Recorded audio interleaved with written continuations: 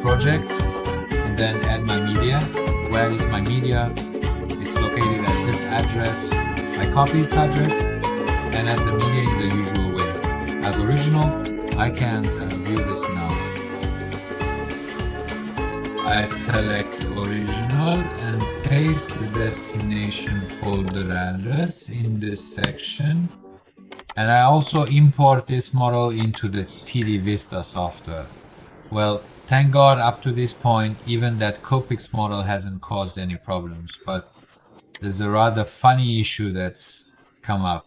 It's that we've attached the model completely upside down and didn't consider the ceiling and the floor. So you have to rotate it 180 degrees again to get it right.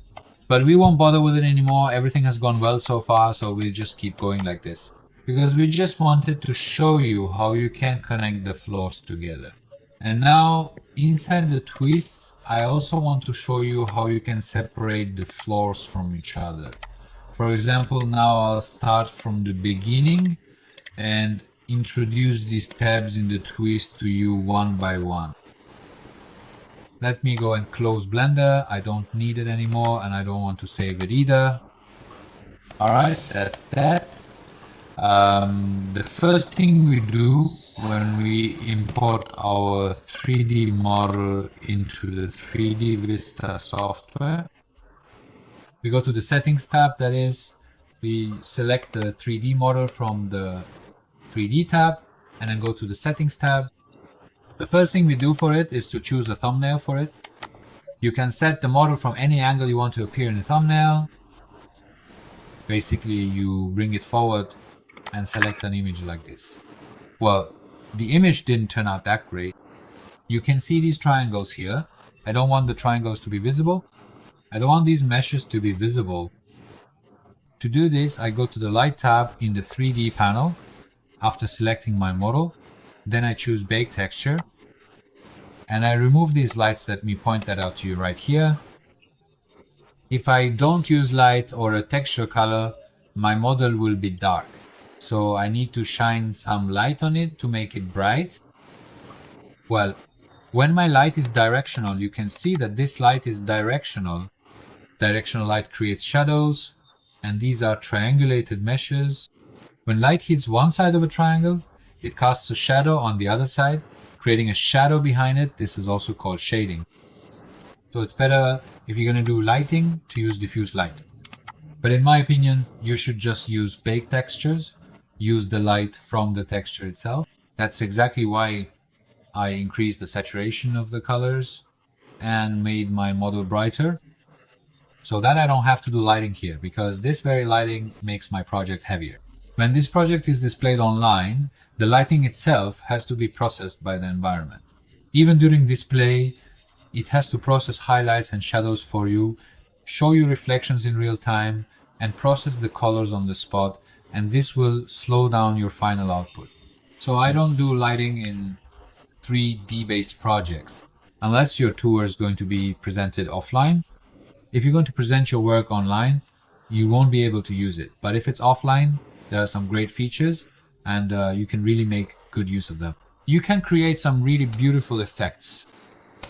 Now that I've set up the lighting, I go back into the settings and adjust my thumbnail. You can see it looks better. Now this thumbnail really helps.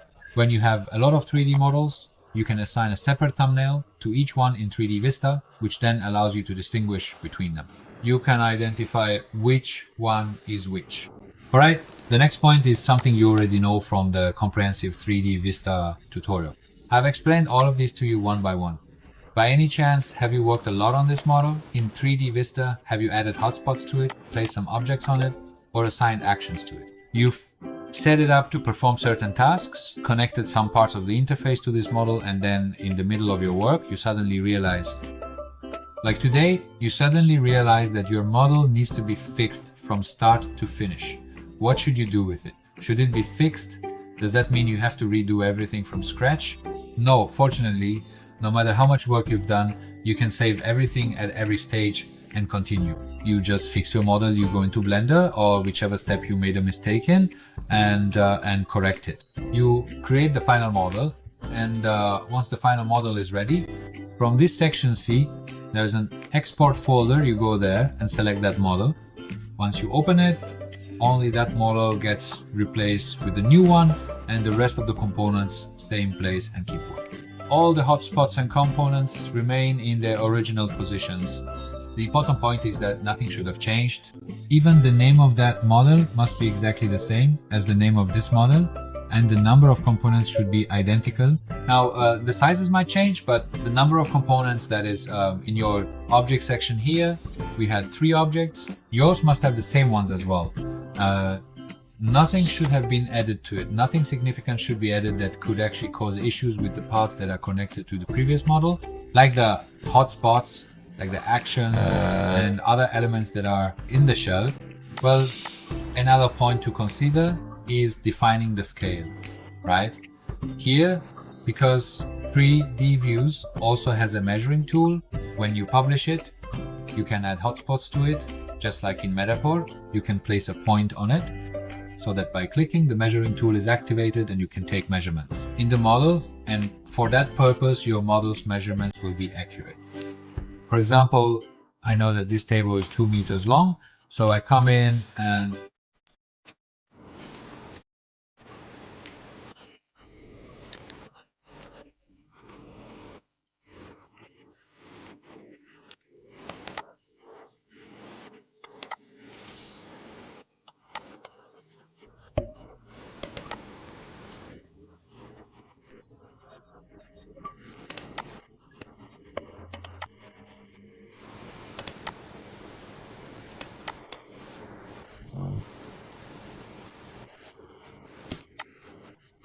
when you actually see this in the output, that's when you notice it. Over there, when we take measurements, it shows us the correct values. Let me export it and check right now so we can be sure. Sorry. First, I need to define a hotspot so that it activates the tool, and then I'll move on quickly. From the hotspot tab, I'll just use a hotspot that's readily available here, and I'll set it up and specify what action this hotspot should perform. In the 3D model, in the 3D model, it should activate the measurement tool with all the default settings applied. Now, suppose this is my 3D model, and when I click on this hotspot, the measurement tool will be activated. From here to here, let's say the distance is 2 meters, so yes, it's 2 meters. Now, if I had measured it exactly from the front, it would have given the correct value. I'll leave the interaction as it is. I don't need to do anything with it. I'll go back to the settings menu again. So now you understand what this scale is, right? We don't need to do anything with the advanced option. For export setting, we set the quality to the highest level, and we also check the reduce texture for mobile option. When you want to export, it asks if you want the texture size to be smaller for mobile. We say yes. Because mobile screens are small, there's no need to have very large textures or very high resolution on mobile. Nowadays, even low resolutions look fine on mobile. So that's how it works. Next is the camera section. In the camera tab, I can set the initial view. I can specify that the first view of this model should be here. I set this and click the set view as initial button and set the field of view to 100. So that when I enter the model, I can actually see more of the field, and then I adjust the initial view again. Next, in the camera section, there's an advanced option where you can set the rotation speed and the translation speed. I can set a specific place, the distance from this model C. Right now I can zoom in and zoom out here, up to this point. Beyond this, no matter how much I try to zoom in, it won't go any further. If I actually decrease this, if I decrease it like this, I can zoom in more on the model, and this is the minimum value. And similarly for the maximum, I can also set it so that I can move further back from the model than this, meaning I can get farther away than this. It has zoom out and 2 limits as well, or a pitch, which are set 1 by 1. It also presents these to you, or actually it's for rotation in cases where you don't want the model to rotate 360 degrees. You can restrict this, but I'll remove this part because I understand that if it rotates 360 degrees it could be problematic, and for pitch as well, for main models where you don't want the underside to be visible. For example, I want the model to only rotate up to this point. I don't want the user to be able to see the model from underneath. So I come here and limit it like this, up to this point, and then, as mentioned, it got reversed. Let me go back, sorry, I should have changed this second option. So I'll limit it like this, so it can't go any lower than this. It rotates 360 degrees, but it can't go lower than this.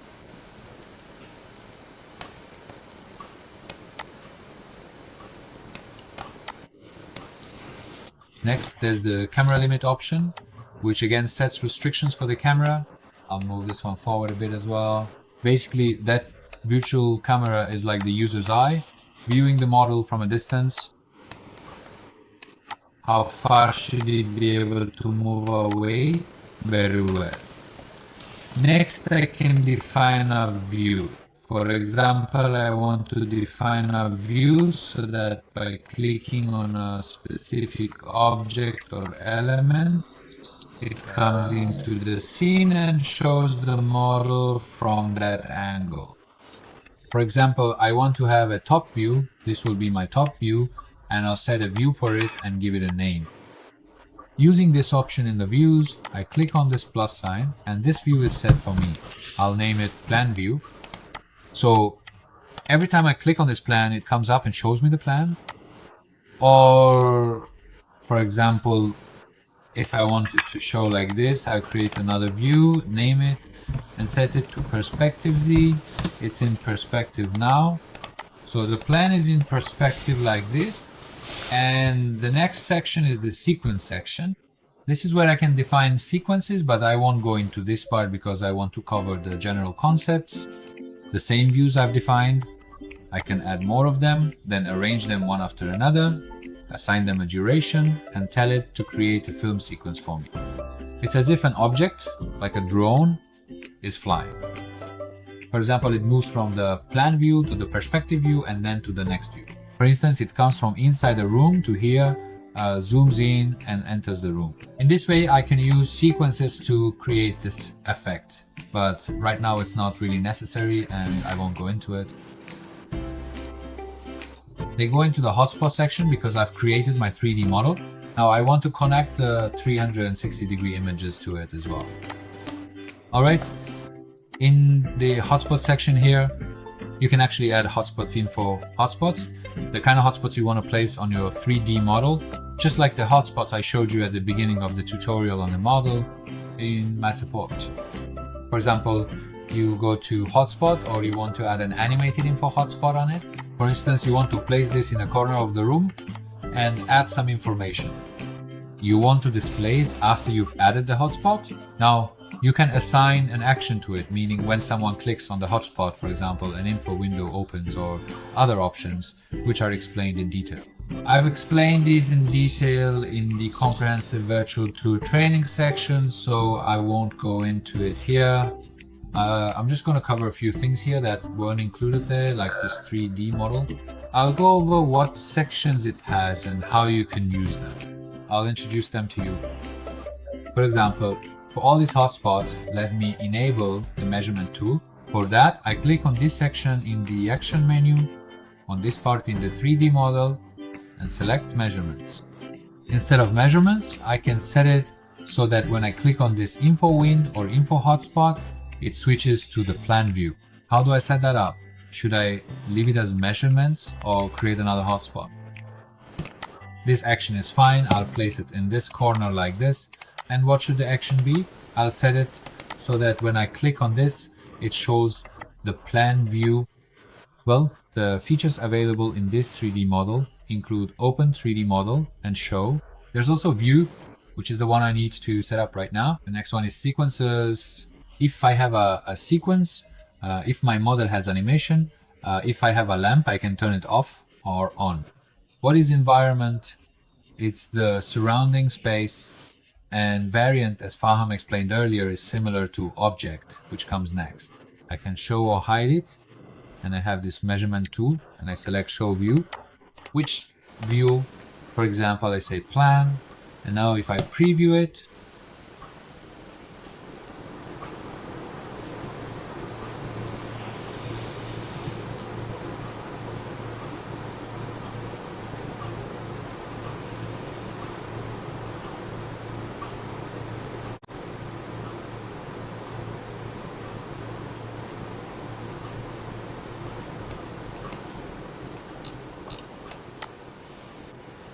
this is my hotspot, and if I click on it, it goes to the plan view.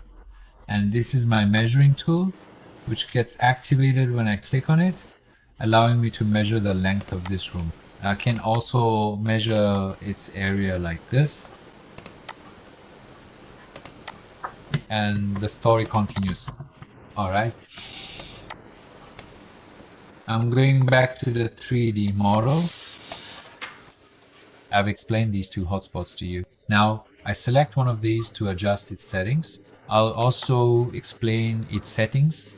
I select Info, and in the settings section, the first setting is related to distance sensory. This is opacity, which actually shows its transparency. If I set it to 0, then nothing will be visible and you won't even be able to click on it. So it definitely needs to have some transparency in order to be clickable.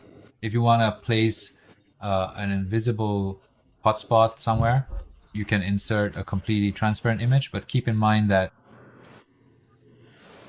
it must have at least some percentage of opacity. It needs to have some opacity so that it can be clicked and you can assign an action to it. Otherwise, Studio will completely ignore it and won't execute its action. The next topic is distance, which determines how far this hotspot is from the 3D model. Below that, you see the transition line option. If you check this, a line will be drawn between this hotspot and your 3D model, showing where this hotspot is connected. And if you check use distance from pixel, in fact, the size of your hotspot remains fixed. No matter how much your model gets bigger or smaller, the size of that hotspot stays the same. But if you uncheck it, if you check it, actually if it's checked, the hotspot will also resize along with your model. The next option is always visible, which I prefer to leave unchecked, because when it's always visible, even if the hotspot is behind your 3D model, it will still be seen, but I want the hotspot not to be visible when it's behind a wall. Now, if I have this visible option enabled and go inside this model, I can still see these hotspots from behind the wall, which isn't very appealing or desirable. So none of them should be set to always visible. And play as loop, which is for the animation, should be checked. The rest of the settings aren't very important. If we want to change its position for the hotspot we've created, it's enough to click set location and go to another spot. Click and its position will change, just like that. And we can also set its size here by entering a value instead of manually dragging to resize it. With set view as well, you can see that whenever I select any of these hotspots, the view switches to the corresponding one. So now, if I select hotspot 1 and then select info, it goes to the same view that was set when this hotspot was created. Now, I want to change this view. I select the hotspot, change the view, and then click set view. From now on, this will be the view for this hotspot.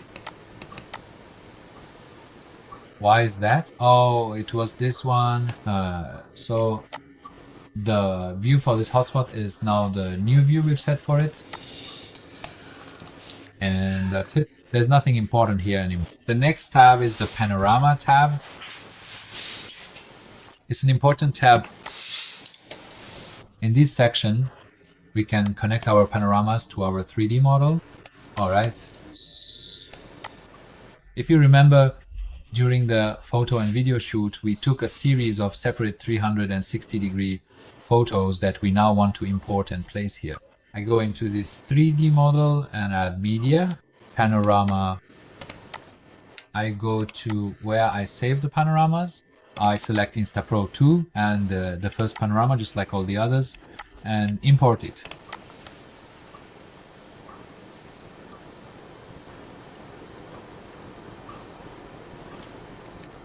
Now we have to attach each of these one by one to the 3D model. All right, we select the panorama. The panorama opens up. And now we need to find this exact spot in the 3D model. And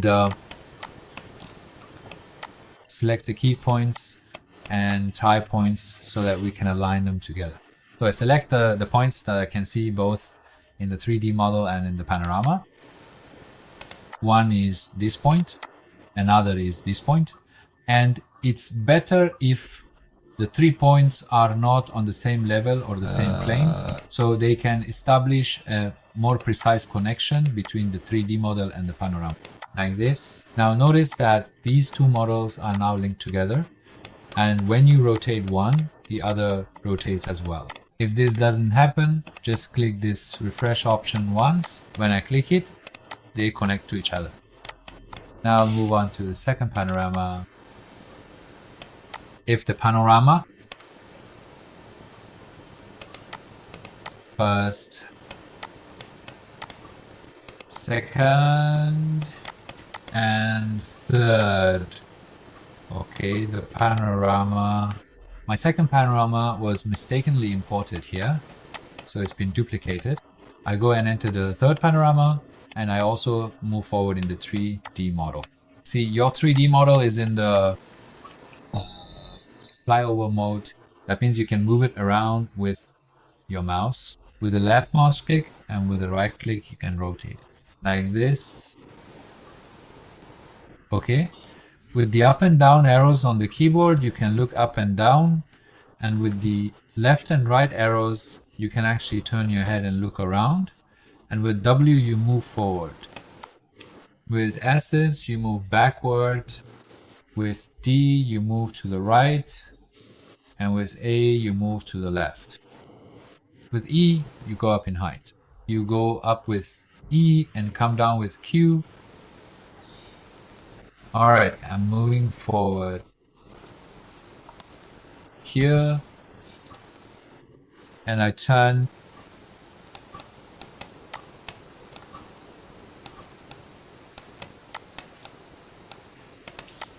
I move forward so that I can see exactly the same view in the 3D model as I see in the photo, so that I can select the corresponding points.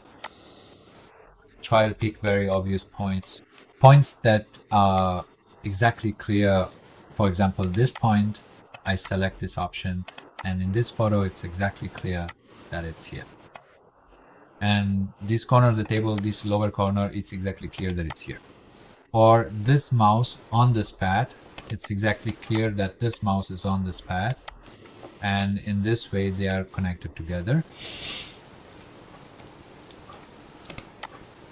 For the next photo, I quickly do these steps, and then we'll start again.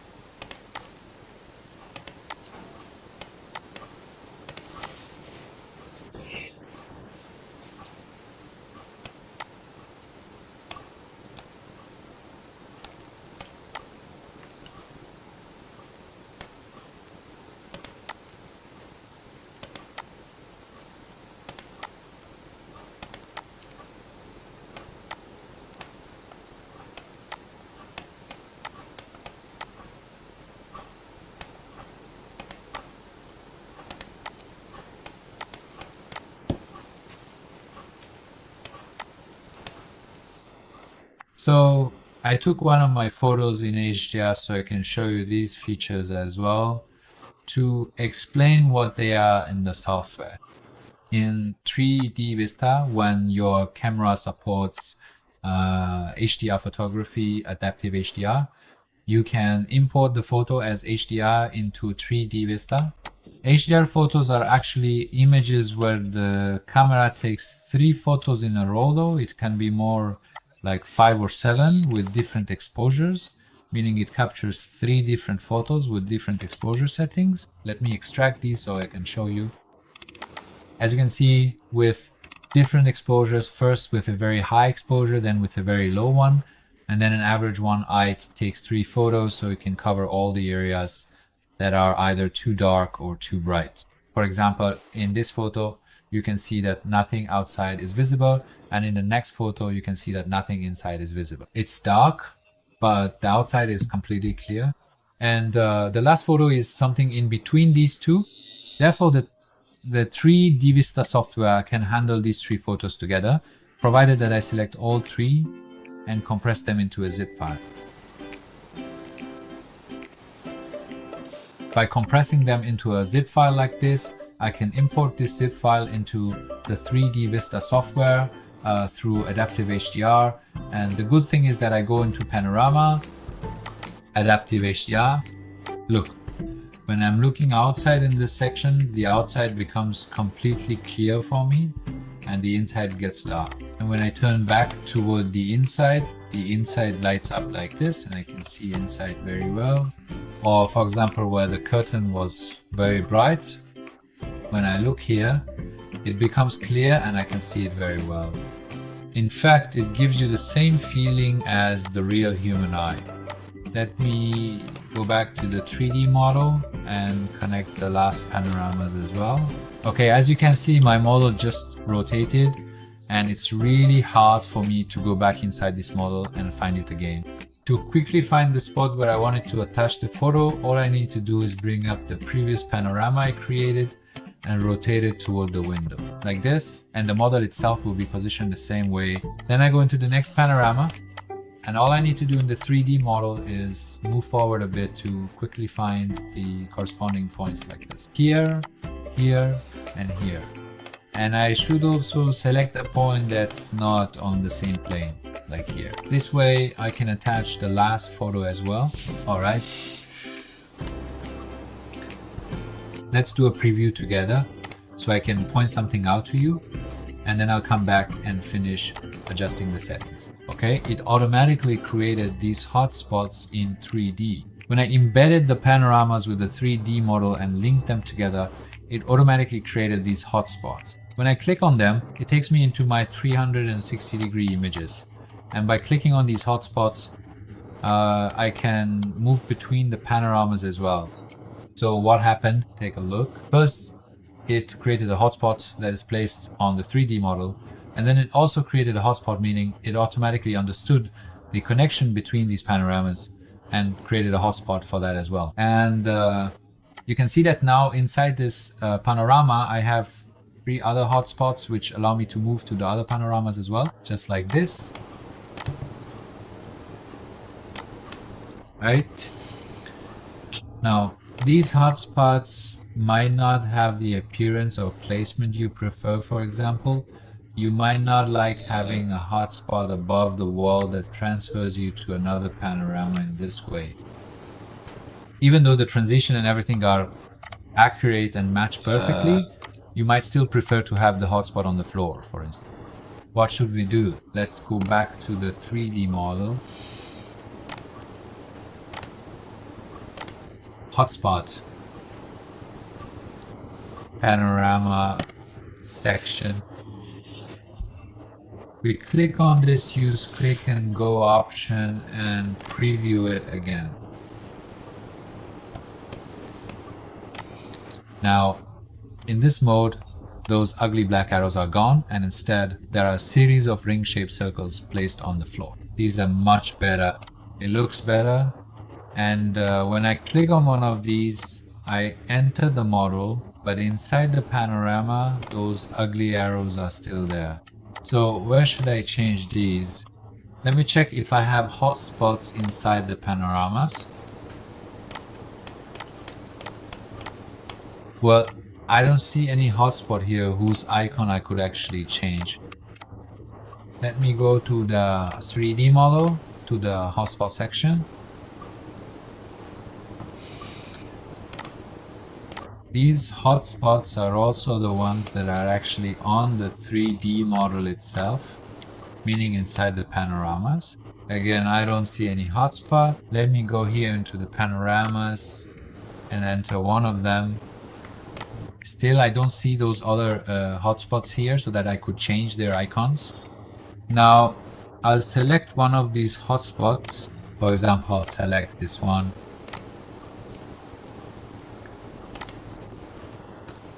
I'll select this first one and change its icon to see if it makes any difference.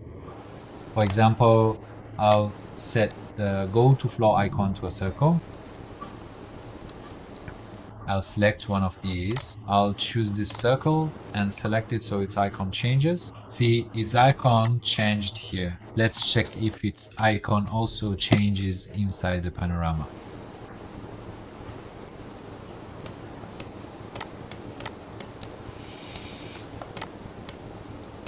This was the panorama.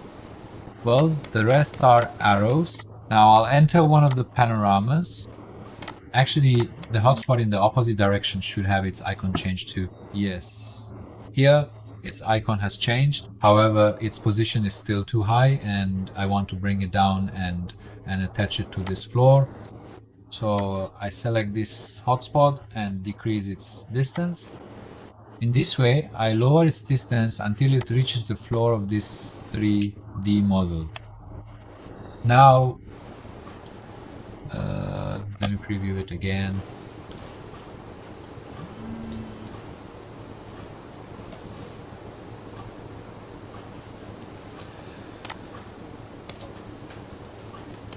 Like this. I go in here to see that opposite hotspot. Unfortunately, it's still up here and I haven't been able to bring it down. And in Panorama, I still haven't found a way to change its position. So in the 3D model, we can change the position of the hotspots, but the corresponding hotspots that are created inside the panoramas, we have no access to them and we don't know where they are.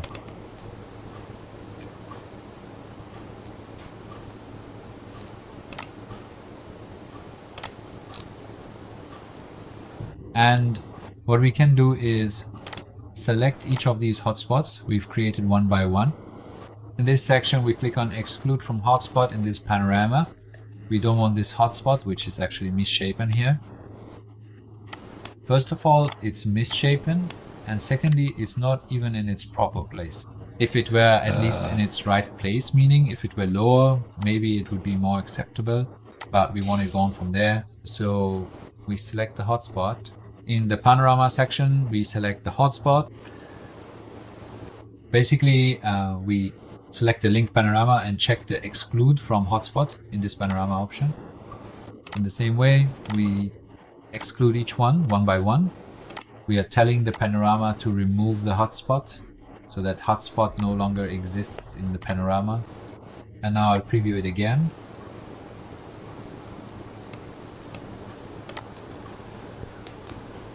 Alright, now I'm going in. Okay, this one was left out. I go fix it now. The other hotspots are gone now, so if I want to enter the next panorama, there's no hotspot, and I have to create a hotspot myself for them. Alright, the one that was left out, I'll go to the panorama, click exclude, save it, and then go into the panorama. I can easily create a hotspot. I created a hotspot in the panoramas. It's not difficult at all, and it's very easy. I just set the path. I add the next panoramas. I select it inside. Go to floor circle. For example, this one. And I'll set the return path as well. Here, I can very easily choose its position and sorry, let me go go to the list. This panorama is extra. The second one always confuses us. I'll delete the hotspot again and redo it. Back to here. And the third one is here, which can be seen.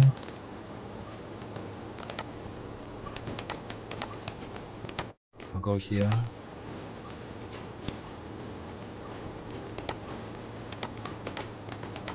I can actually link all of these together like this. The return is here.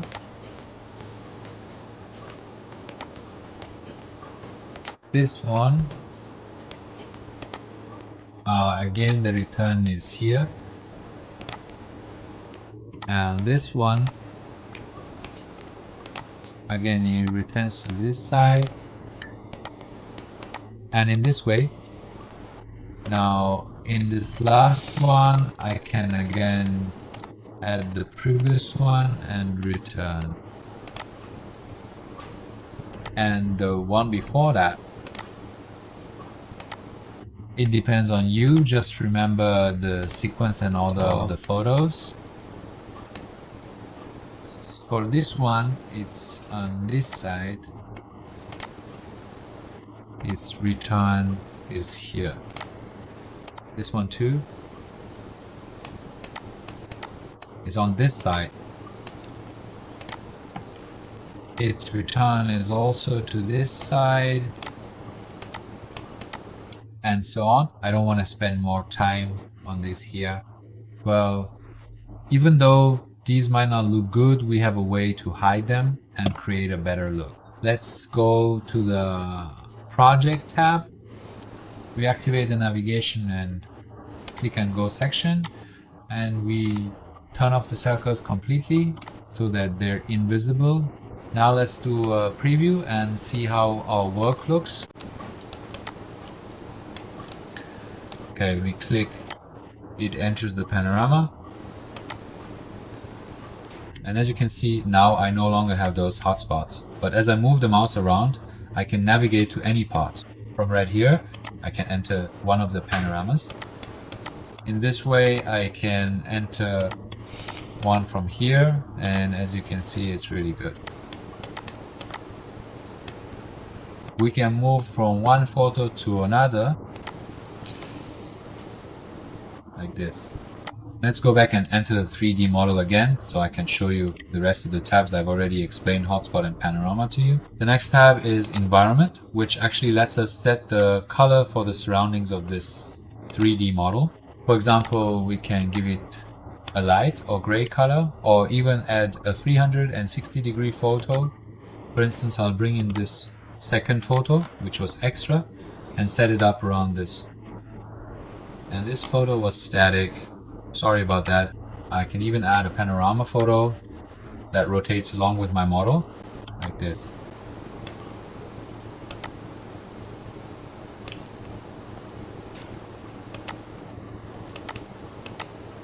Let me close it again. Yes, a panoramic photo that rotates along with my model. But it's not that interesting, so I'll close this. The previous simple version is fine as it is. The next option is light, which I explained in detail. The next option is animation. If our model has animation, we can control it here. But for now, we don't have any. Next is object. Our model actually has 3 separate objects because we merged 3 models together ourselves and imported them into 3D Vista. Alright. I'm going to the skin tab, and here I want to add an icon for myself. For example, to hide and show a flaw. So I'll pick one of the existing 3D Vista icons.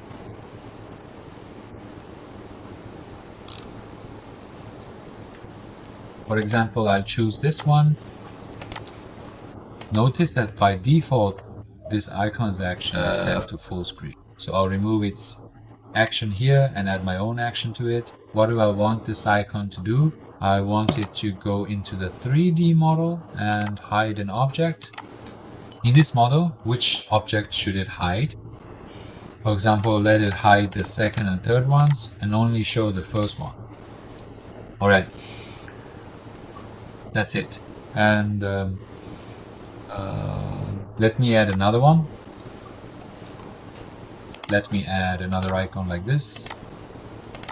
Here, I'll also remove its default action and create a new action for it. Sorry, I'm just picking these icons randomly so the tutorial wraps up quickly and you get the main idea. Otherwise, it's better if you choose icons that match the topic so they fit with what they're supposed to do. Alright, this one is also supposed to hide an object, but it will do the opposite of the previous one. That is, it should hide this one and show these two. Let's go and preview it.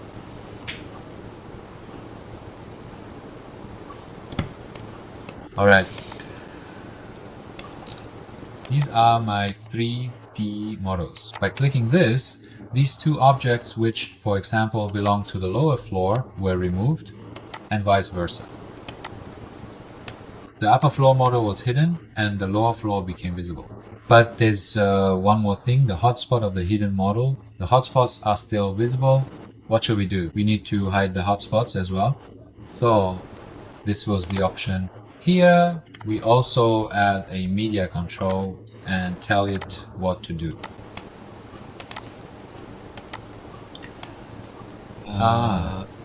Invisible hotspot. It has an option that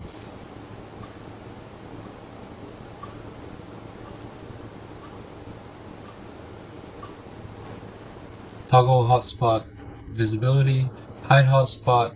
I want them to be hidden.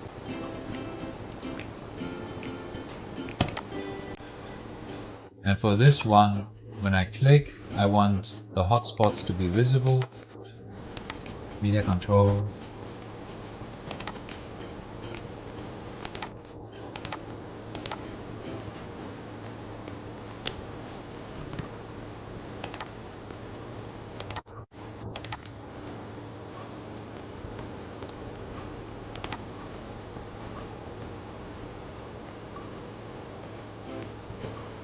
Toggle hotspot visibility. Preview. Alright.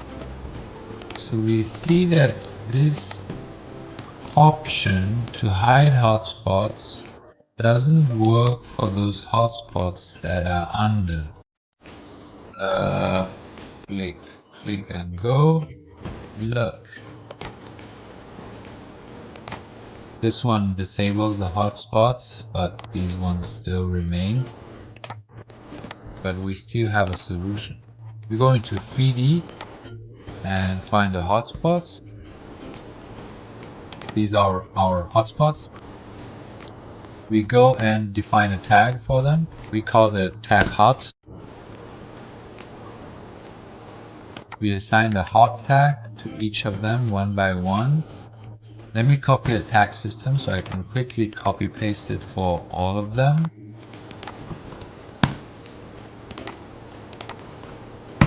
Now I go to the screen and I want to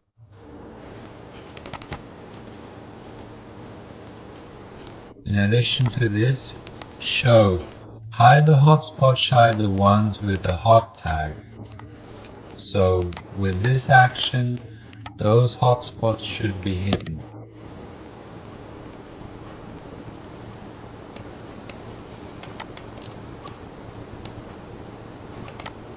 Yes, we saw that the hotspots were hidden and no longer shown, but now we need to make the hotspots visible again in this one as well.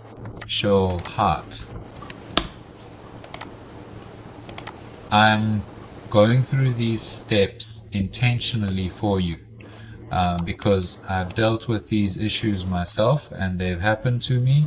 I spent time on it step by step to figure out why and how this happens. So I try to include these things in the tutorial so that when you create a virtual tour, you end up with a flawless tour. And you won't need to spend too much time on it. Alright, pretty much. I've covered everything. Let me go back again. Enter the 3D tab. As I mentioned before, with objects, we can actually display or hide these objects individually. And even for these objects themselves, we can define actions in this section. For example, what should happen if someone clicks on that object?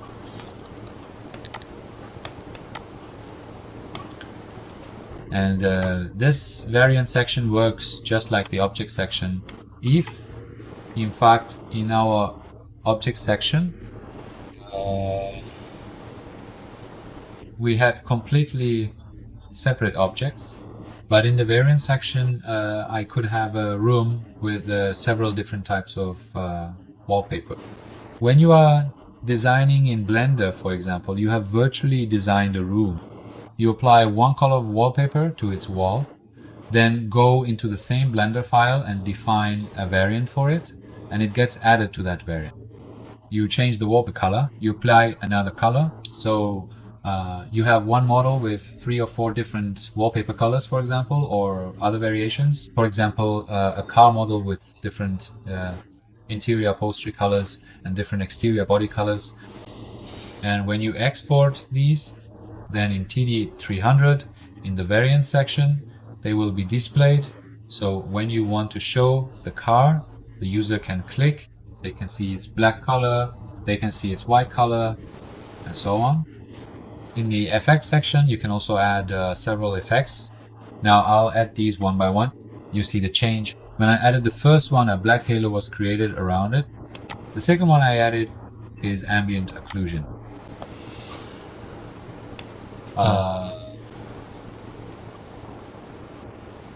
I think it's related to light reflection. It's related to the reflection of light. I'm not exactly sure about this one. It didn't change much. And the last one is motion blur. When it's enabled, as you rotate the model, it gets a bit blurry during the rotation, giving it that spinning effect. However, I don't recommend using any of these effects because just like lighting, they also require processing power, meaning they use up RAM. This means that when the user is viewing your work, it will run slowly because the code needs to perform a series of calculations to actually create these blur effects. So I'm going to remove all of these, and I don't want my work to be displayed with these effects. These effects are nice and attractive, but they're suitable for offline presentations. For online work, they just make things heavier and aren't really noticeable enough to be considered impressive or important. Yes, I've pretty much covered the main points for you. So now, with this knowledge necessary, I worked a bit hastily and without much finesse. You can work much more patiently and precisely. You can design better icons. You can add nicer hotspots, and you can create a more attractive virtual tour by using the feature of placing 3D models and linking them to 360-degree images. Just like what you're seeing here right now. It's pretty much similar to what I showed you at the beginning of the tutorial in Matterport. Now, what this is missing is that you need to create another icon in the interface so that when you enter the 360-degree image, you can exit again and move on and view your 3D model. Now, for this, let me find a slightly more presentable icon and use that.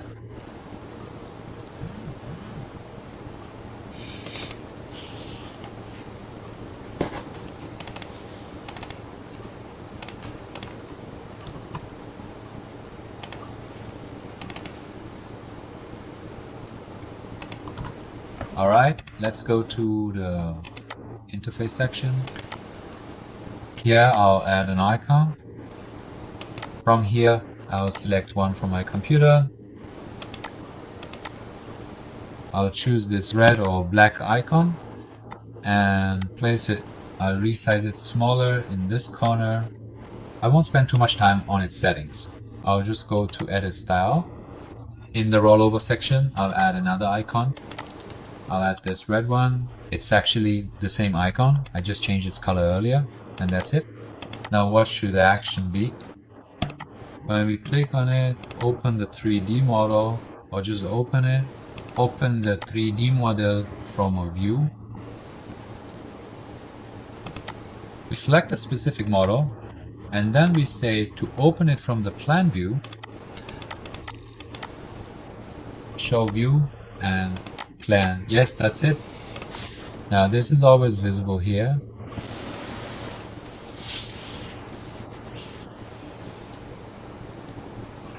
Let's preview it.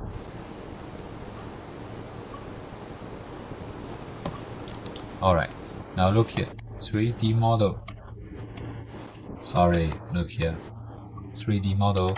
It's visible here, and when I click on it, it switches to plan mode. If I enter the 360-degree photo from the plan and then come back, if I click on this icon, it returns to plan mode, and I have the 3D model. Alright, we can set the settings so that when we are viewing the 3D model, we no longer see this icon. We only see that icon in the panoramas. I go to the 3D tab. There is an action here. I go and select show hide component. It was my last component. I say when it's off and when it's out. Sorry. It should be off, and when it's out, it should be on. Let's go see if it works or not. I told it that when the 3D model is open, that hotspot should be hidden. Sorry, that scan element should be hidden. When we enter the panorama, that scan element should be displayed, which is exactly what happened. Now inside the panorama, this element appeared. I click on it and go into the 3D model. The element gets hidden, so that's perfect. That's enough for now. Thank you for your attention, dear friends. If you have any questions about the 3D22 training, you can ask them through the communication channels we have. Your questions will definitely be addressed. We will try to resolve your issues as quickly as possible so that together we can learn this powerful and useful tool even better. Thank you for your hard work. Goodbye and take care.